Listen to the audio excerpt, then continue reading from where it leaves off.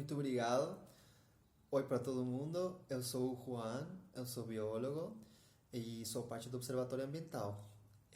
Então, como bem trouxeram os professores aqui, a gente vai agora tentar falar um pouquinho sobre a nossa experiência, né, o nosso aprendizado a partir dos anos que a gente já vem trabalhando no município de Foz do Iguaçu como observatório.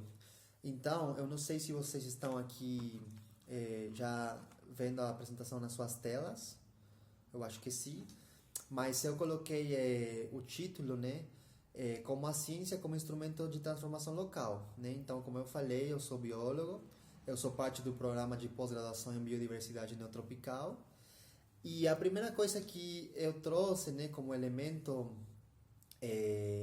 inicial é esse motor, né, essa grande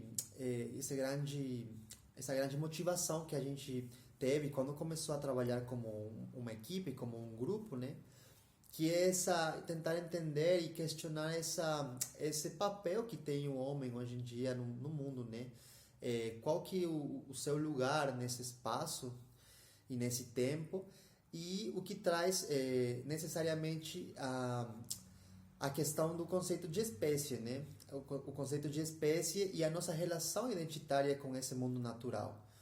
O que traz também, por outro lado, a problemática da biodiversidade que a gente vê hoje, né? Chame-se mudança climática, chame-se pandemia, chame-se desastre natural, etc. Eu vou usar o termo genérico na apresentação como mudança climática, me referindo a todos esses processos, mas que são muitos e que se desdobram, né, em muitos efeitos que a gente já começa a perceber. Mas que a problemática da biodiversidade não é só isso, né, uma problemática, mas que também, no final das contas, ela consegue gerar oportunidades ou ser oportunidades, ter oportunidades para a gente começar a construir alternativas para o nosso futuro. Então, eu tentei trazer aqui dois conceitos para nós nessa apresentação. Um deles é soluções baseadas na natureza, né? NBS, e ABE, que é a adaptação baseada em ecossistemas. Esse último conceito tem mais a ver com a mudança climática, né? Cambio climático em espanhol. Então, a primeira coisa que precisa entender é que a gente precisa da natureza para viver, né? Desde as coisas mais básicas, como alimentos, como a gente vê aqui na figura, os serviços de aprovisionamento, mas também coisas muito mais, às vezes, que não são fáceis de perceber, né? Mas que são coisas que a natureza nos dá. Como, por exemplo, benefícios culturais, serviços culturais e assim por diante. Então, como eu falei, o Observatório Ambiental Moema Bieser, ele começa a funcionar desde 2015. Ele está composto por um grupo de estudantes, professores e colaboradores externos que são da comunidade local, da cidade, né? O que fez com que a gente consiga trabalhar junto é que a gente tinha em comum uma perspectiva de que as coisas deveriam ser enxergadas como indissociáveis, né? Então, a perspectiva que a gente tentou trazer para o observatório é a perspectiva interdisciplinar, mais holística e mais integradora. Porque nosso objetivo final, né, como projeto da universidade, é fazer essa ponte entre a nossa universidade, que é o lar, né, a nossa casa, e a sociedade como um todo. Então, os resultados desse processo, a gente poderia falar que o observatório está comemorando, né, os seus primeiros 5 anos. Os mais de 10 projetos que a gente tem em andamento, entre pesquisa, ensino e extensão. Mas mais do que os projetos, o que é interessante aqui é ver que o nosso, a nossa contribuição, por dizer de alguma maneira, é que a gente tenta, em cada um deles, pensar, ter o exercício de pensar em que tanto a pesquisa como o ensino e a extensão são coisas que não caminham e conseguem caminhar por si só, né? Então, em cada um dos nossos projetos, a gente conseguiu injetar essa visão integradora de que as três coisas precisam caminhar juntas, que são indissociáveis. Então, o que se faz geralmente na universidade, ter projetos de pesquisa, ter projetos de extensão e ver o ensino de forma isolada. Mas o que a gente faz é justamente trazer projetos inovadores que permitam ter uma visão integradora entre os três grandes pilares da educação. Um pouco para falar sobre a formulação dos nossos projetos, né? A gente tentou trabalhar com algumas políticas públicas do município, o PMMA, que eu vou tentar falar rapidamente depois, a política de tratamento de resíduos, não, né, de resíduos sólidos do município, e os objetivos de desenvolvimento sustentável, né, que a gente já conversou nesse ciclo. Também a gente participou do projeto de resiliência climática da Universidade da Leeds, que era do Reino Unido, né, que teve como o maior resultado a criação do Conselho de Desenvolvimento Trinacional, né, que é o CODETRI, que na nossa região está composto por os 3 países integrantes, Paraguai, o Brasil e a Argentina. Mas também o nosso trabalho em rede, que durante todo esse tempo a gente conseguiu criar várias parcerias, né, com diferentes instituições, mas só para dar alguns exemplos, a gente teve a oportunidade de participar de 2 eventos internacionais da FAO, onde foi fundada a Associação Tree for the Cities, né, que é um grupo de pesquisadores em torno à problemática ambiental dentro das cidades, né, bosques urbanos, florestas urbanas, arborização urbana. A gente criou também a Rede Internacional de Pesquisadores sobre Mudança Climática. Na verdade, é um desdobramento do projeto da Leeds, né, com o pessoal da Leeds, que foi criada por nossa parceira, a UniOeste, né, a Universidade do Oeste do Paraná.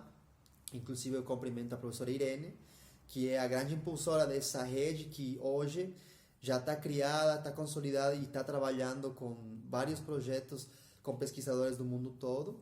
E a SOS Mata Atlântica, né, que é a nossa grande parceira no bioma, né, mas que ela é uma referência não só para o bioma, mas para o Brasil inteiro, pelo compromisso que ela tem por seus objetivos, né, pela luta que ela tem. Então, como muita gente sabe. Então, o PMMA, para a gente já entrar no exemplo, né, é um instrumento de planejamento e gestão que tenta orientar um processo de conservação da Mata Atlântica, né, mas desde uma perspectiva territorial. Então, na verdade, é um plano de ordenamento territorial para o município.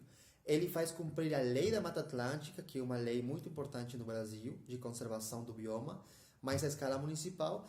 Mas mais do que isso, é o nosso canalizador, ou é um grande canalizador de ações ABE, né? Então, como eu falei antes, as soluções baseadas na natureza hoje já contribuem 1/3 na luta contra a mudança climática no mundo todo, né? Isso hoje. Imagina o potencial se a gente conseguisse incluir essa abordagem nas políticas públicas. Ele já está sendo incluído, ele está sendo cada vez mais incluído nas discussões de políticas públicas, de governança, mas ainda tem um caminho para a gente percorrer. Então, é muito importante a gente estar conversando sobre isso agora. Para falar um pouquinho sobre a nossa articulação, né, que conseguiu ou que permitiu que o PMMA consiga se consolidar no tempo, a gente poderia falar sobre o Instituto Conhecer para Conservar de Foz, a ADERI, o CODEFOZ, o Coletivo Educador, que é uma grande honra a gente ser parte dele faz muito tempo, a Secretaria de Meio Ambiente e, finalmente, o Conselho de Meio Ambiente de Foz do Iguaçu. Então, o que o PMMA faz, em termos gerais, resumidamente, é aumentar a Mata Atlântica através da recuperação, diminuir as pressões antrópicas sobre ela, conciliar os planos e os programas que já tinham no município com as novas ações que o PMMA estabelece, né? Então, por exemplo, leis existentes, o plano diretor, etc. e tal. E aí, o que no final das contas faz é conciliar ou tentar conciliar o desenvolvimento econômico e social com a questão ambiental. Então, eu acho que essa a grande contribuição do PMMA como um instrumento nesse caminhar para a construção de sociedades mais sustentáveis, para a construção de cidades mais sustentáveis, né? Então aqui eu fiz um fluxograma só para entender qual que foi o processo de aprendizado nessa construção do PMMA. Então, a partir da perspectiva interdisciplinar e integradora, a gente consegue ver que a articulação local é importante. Essa articulação local vai fazer com que a gente consiga fazer ciência, a gente consiga produzir o conhecimento a partir dessa articulação. Então, o nosso fazer ciência tem a ver com isso. Ela é um processo interativo de retroalimentação permanente.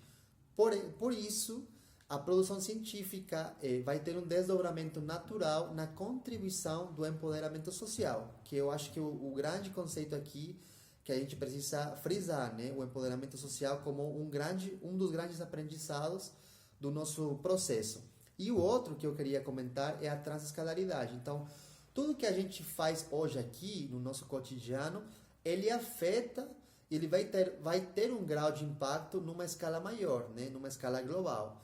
E tudo que a gente pensa que está fora de nós, que está fora das nossas mãos, que ocorre lá no mundo, né? Que a gente sempre pensa que é uma coisa desagregada, também vai ter seu impacto na nossa realidade local. Então, tudo, e essa relação de retroalimentação permanente é o que faz que a ciência realmente seja efetiva. E esse fazer científico transformador vai gerar uma articulação global, né? Que é o que eu vou falar um pouquinho sobre isso no final, mas que a gente já consegue perceber cada vez mais com os fatos, né? As coisas que acontecem lá no outro lado do mundo também acontecem aqui e vice-versa. Então, é um processo que precisa ser incluído na nossa concepção. E isso poderia eventualmente fortalecer as universidades, os institutos de pesquisa, como, por exemplo, financiamento ou recursos financeiros, né? Então, o que a gente precisa ou o que a gente quer responder no final das contas, utilizando essa abordagem integradora, perguntas como essa aqui, né? Quais são os impactos das mudanças climáticas ou da degradação ambiental ou do antropoceno para o turismo e para a economia de Foz do Iguaçu, por exemplo, né? Então, por exemplo, a nossa cidade tem essa maravilha aqui. A gente sabe que tem um potencial econômico muito grande na nossa fonte, que hoje é a principal fonte de renda de Foz do Iguaçu, são as cataratas e o turismo que elas geram, né? Então, Foz do Iguaçu hoje é a segunda cidade mais visitada por turistas no Brasil, só perde para o Rio. Então, aí você já consegue entender qual que é a relação das coisas, né? E a nossa busca, no final das contas, é manter essas coisas no tempo. É esse o nosso objetivo final das nossas ações, dos nossos projetos. Então, a gente precisa ter essa visão das coisas um pouco mais integradora para a gente tentar entender melhor como é que as coisas se relacionam no espaço e no tempo. Então, para a ciência ser transformadora, só aqui para fechar, ela precisa tudo que a gente já falou hoje, mas também precisa ser transescalar, porque ela está relacionada muito com essa questão de escala. E no final das contas, ela precisa contribuir com o processo de empoderamento social. Então, só aqui para comentar rapidamente, né, a gente recebeu uma notícia faz uma semana que a nossa proposta de diagnóstico do PMMA, né, ele foi revisado e foi aprovado pela Câmara Técnica do Conselho Municipal de Meio Ambiente de Foz, e como aqui fala, todos os integrantes da Câmara Técnica se posicionaram a favor da aprovação do Plano Municipal da Mata Atlântica de Foz do Iguaçu, né? Então, é uma grande alegria, uma grande satisfação para nós, que depois de tanto esforço, né, de 4 anos de trabalho, 4 anos porque a gente começou com o meu TCC lá em 2017, depois de 4 anos, ela esteja tendo seus resultados, né? Finalmente, ela, depois desse parecer, ele precisa ainda ser aprovado pelo COMAF e pelo prefeito, né? Mas finalmente ele vai virar uma política pública, ele vai virar uma lei municipal, e isso para todos nós, né? Para todos os que fomos parte desse processo, é uma grande satisfação. Então, o que a gente chamou como estratégias desde a comunidade local, aqui eu mostro umas fotos, né? Algumas fotos das nossas oficinas que a gente fez. É um processo justamente, como a gente falou, de troca. não é só a gente ir lá e transmitir as nossas preocupações como universidade ou como grupo de pesquisa, mas também trazer esse conhecimento tradicional, esse conhecimento local das pessoas para as nossas pesquisas. E eu acho que isso, muitas vezes, nos processos é muito subestimado, né? É muito desvalorizado. Mas que é chave, porque o que a gente aprendeu no nosso projeto é que justamente é essa interação o que consegue que as coisas consigam caminhar. Porque se você apresenta para a comunidade uma coisa já feita, sem a participação deles, muitas vezes isso vai ser até rejeitado pela própria sociedade, até rejeitado pela própria comunidade local. Você precisa fazer junto. Então eu acho que esse é o nosso grande aprendizado que a gente teve nesse tempo todo.